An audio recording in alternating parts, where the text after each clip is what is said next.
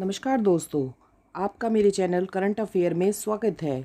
आज का टॉपिक बहुत ही इंटरेस्टिंग होने वाला है। आज के टॉपिक का नाम है reusable launch vehicle. Reusable launch vehicle को समझने के लिए पहले हमें लॉन्च व्हीकल को समझना पड़ेगा। लॉन्च व्हीकल वह होता है जिसके माध्यम से कोई भी सैटेलाइट हम अंतरिक्ष में भेज सकते हैं। किसी भी सैटेलाइट को रॉकेट से अंतरिक्ष में भेजने के लिए हमें एक लॉन्च पैड की आवश्यकता होती है।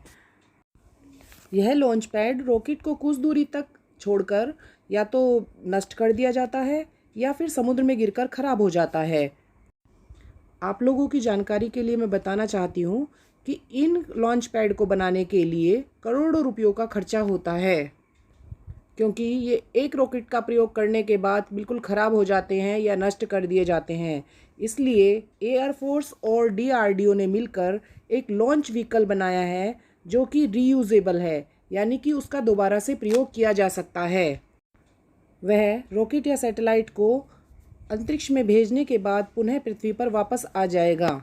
इस प्रकार आप समझ सकते हैं कि जो एक रॉकेट को भेजने वाले लॉन्चर को बनाने में जितना करोड़ों रुपयों का जो खर्चा आ रहा था वह अब बेकार नहीं जाएगा, बल्कि दूसरे सैटेलाइट को लॉन्च करने के लिए अब उसका प्रयोग किया जा सकता है।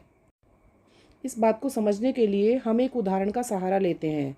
जैसे हमें किसी स्थान पर जाना है तो हम एक कार का इस्तेमाल करते हैं। यदि हमें वह कार एक यूज़ के बाद फेंकनी पड़े या उसे ख़त्म करना पड़े तो हमारा पैसा बर्बाद चला जाएगा। लेकिन अगर उस कार को हम दूसरी जगह भी यूज़ कर सकते हैं तो वह पैसा बर्बाद नहीं जाएगा। अगर बार बार हमें कार खरीदनी पड़ेगी तो हमारा पैसा बर्बाद होगा ना।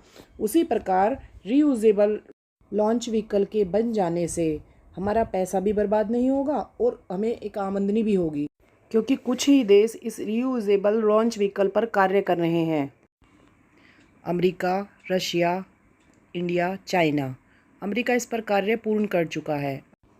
अमेरिका के नासा ने एलोन मस्क की एक कंपनी स्पेस एक्स की सहायता से इस रीयूजेबल लॉन्च व्हीकल की स्थापना की थी, जिससे नासा करोड़ों रुपए की बचत कर रहा है। अब उसे बार बार व्हीकल पैड नहीं बनाना पड़ता, क्योंकि रीयूजेबल लॉन्च व्हीकल की सहायता से हम कई रॉकेट लॉन्च कर सकते हैं, क्योंकि यह रॉकेट को लॉन्च करने के बाद पृथ्वी पर वापस आ जाता है। हमारे यहाँ रीयूजेबल लॉन्च व्हीकल बनाने का काम 5 फेज़ में होना है। इसमें से 2 फेज़ हम कर चुके हैं और 3 फेज़ अभी बाकी हैं।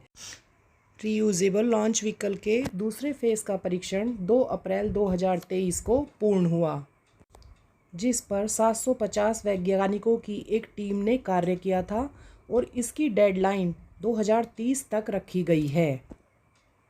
अगर आप लोग मेरे द्वारा दी गई जानकारी से संतुष्ट हैं तो मुझे कमेंट करें।